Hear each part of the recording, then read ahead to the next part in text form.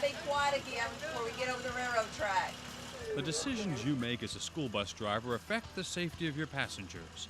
Nowhere are the right decisions more important than at railroad crossings.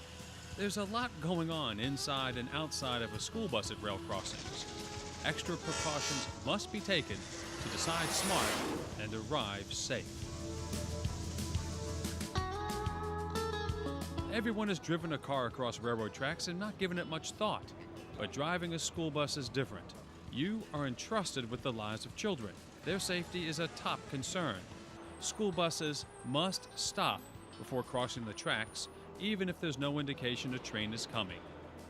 Cal Lamont is a school bus safety advocate who goes around the country training bus drivers. The most important safety device on any school bus is the school bus driver. And making smart decisions is an individual choice that every driver makes every time that he or she gets behind that wheel. Let's take a look at signs and signals and what they mean. The advanced warning sign is usually the first sign you see when approaching a highway rail crossing. It's located a good distance ahead to allow a school bus driver to slow down and prepare to stop before reaching the crossing. Pavement markings consist of a railroad crossing symbol followed by a stop line. The stop line identifies the place nearest the tracks for you to stop.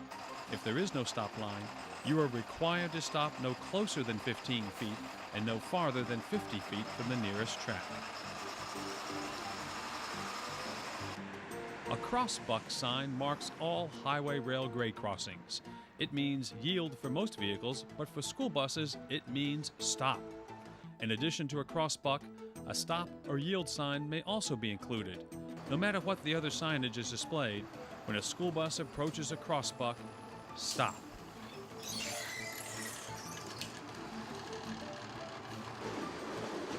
Some rail crossings have a crossbuck with flashing red lights and bells. School bus drivers should treat it like a stop sign, and when the lights begin to flash, do not cross. A train is coming. Many crossings have gates with flashing lights and bells. The gates are used to close the road when a train approaches.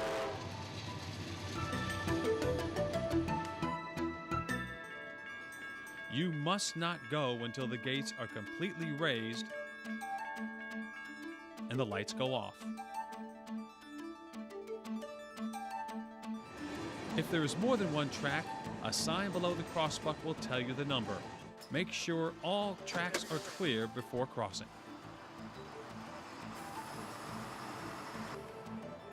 There are a wide variety of railroad crossing situations in terms of both the signs and signals and the layout of the crossing.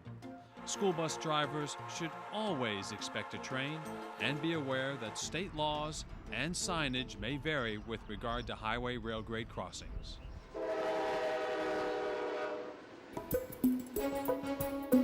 It may take longer and be inconvenient, but finding an alternate route that avoids railroad tracks is the safest way to go. And just because you don't have any railroad crossings in your district doesn't mean you won't ever cross them. Busing kids to sports games and other activities may take you over a railroad crossing. So when you get to a railroad crossing, it's important to have a game plan and to know what to do. That's why Operation Lifesaver developed a series of safety steps called 5 Alive. 5 Alive Step 1, prepare to stop.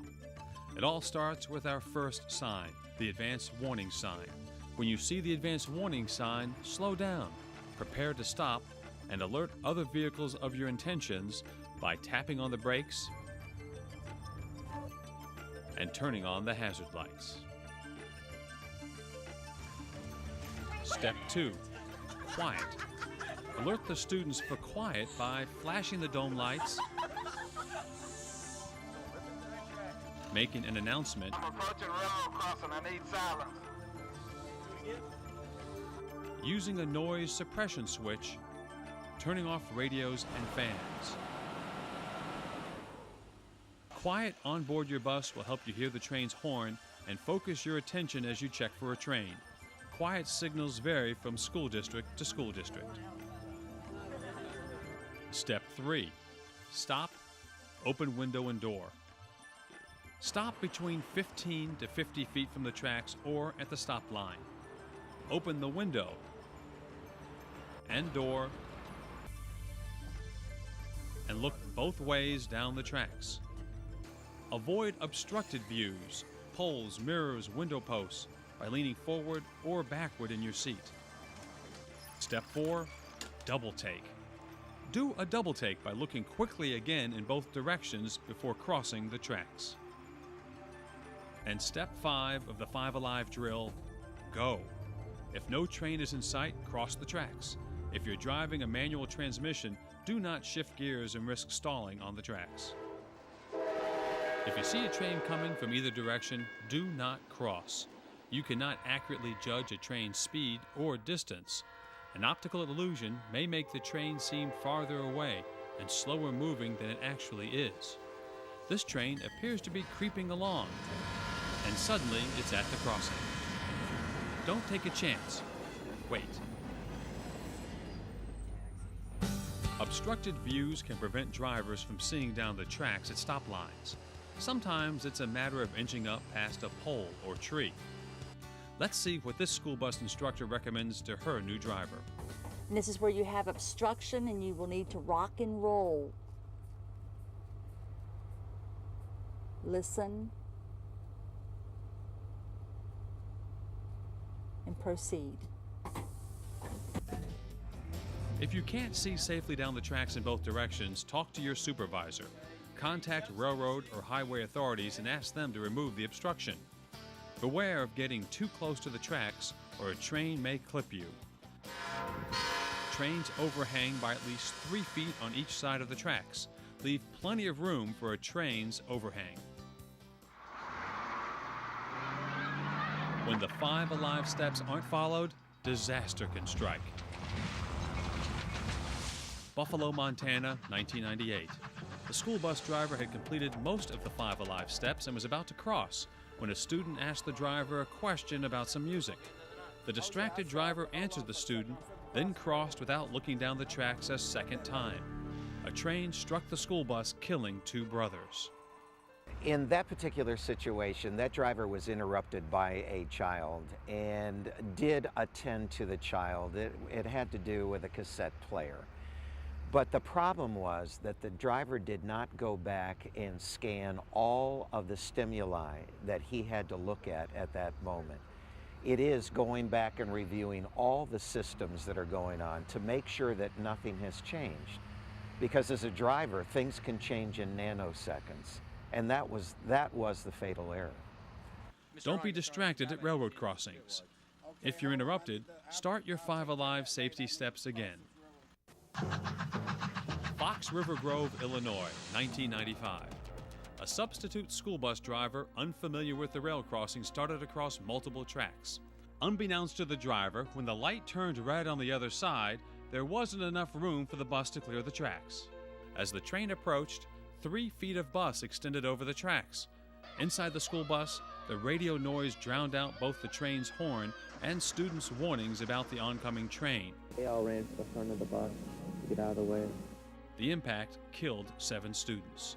All of that would not have happened if this particular driver had been able to spend some time figuring out, do I have enough room to move this 40-foot bus so that it's going to clear the tracks? Many errors were made at Fox River Grove.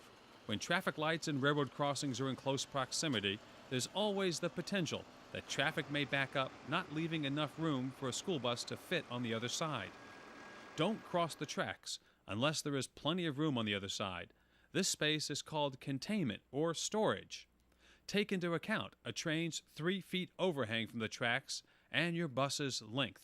Well, I think it's important not for the bus driver just to know the length of the bus, but the bus driver has got to walk the length of that bus prior to ever beginning a route, meaning that there is a visual acquaintance that the driver has with that machine. And I think most drivers, after walking around the bus and physically getting accustomed to it, are going to be able to make smart decisions on the basis of what they have seen. With the light red and traffic waiting, this bus driver made the smart decision to wait before crossing. School bus drivers are being trained to have at least 15 feet of clearance once they cross the tracks.